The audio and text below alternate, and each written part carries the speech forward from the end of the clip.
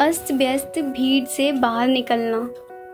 अब तक की खबरों के अनुसार अब पूरा यूएसए घर पर रहने के आदेशों के प्रतिबंध के तहत है। घर पर रहने के आदेशों ने कई लोगों के सामान्य रहन सहन को बाधित किया है।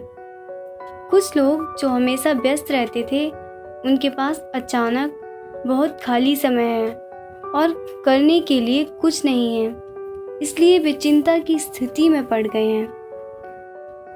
कुछ लोगों के पास अब जाकर परिवार के सदस्यों के साथ रहने का समय मिला है। हालांकि पूरे परिवार के लिए 24 घंटे मिलजुल कर रहना आसान हो सकता है, लेकिन कई बार मुश्किल भी।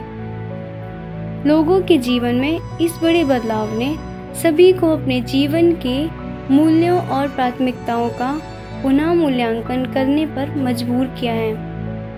क्या हमें इतना व्यस्त होना चाहिए? ऐसी व्यस्त जीवन शैली से हमने क्या हासिल किया है और हमने क्या खोया है? बाइबल कहती है, यदि मनुष्य सारे जगत को प्राप्त करे और अपने प्राण खोए तो उससे क्या लाभ? प्रिय दोस्तों, यह कहा जाता है कि हमारे जीवन काल में हम समय का इस्तेमाल उस चीज़ को हासिल करने के लिए कर सकते हैं जिसे हम मूल्यवान समझते हैं। कुछ लोग समय का इस्तेमाल ज्ञान प्राप्त करने के लिए करते हैं, कुछ दर्जा के लिए, कुछ धन के लिए और कुछ शोहरत के लिए। ऐसे विचार न करें कि कुछ हासिल करना संभव है या नहीं, क्योंकि भले ही आप पूरे जगत को हासिल करें, अगर आप खुद को खो देते हैं, अपने जीवन को, अपने खुद के स्वास्थ्य को, अपने ही परिवार के सदस्यों को, अपने अंतःकरण को आदि, क्या लाभ है?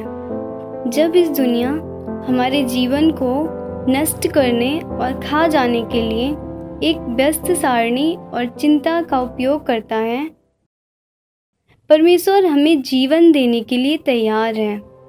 उसने कहा, मैं इसलिए आया हूँ कि वे जीवन पाएं और बहुतायत से पाएं। जो जीवन परमेश्वर देता है वह केवल शारीरिक स्वास्थ्य या मनोवैज्ञानिक प्रचुरता नहीं है, लेकिन इससे भी अधिक दिव्य जीवन है जो लोगों को अनंत मूल्य, अनंत शांति, आनंद और संतुष्टि देती है।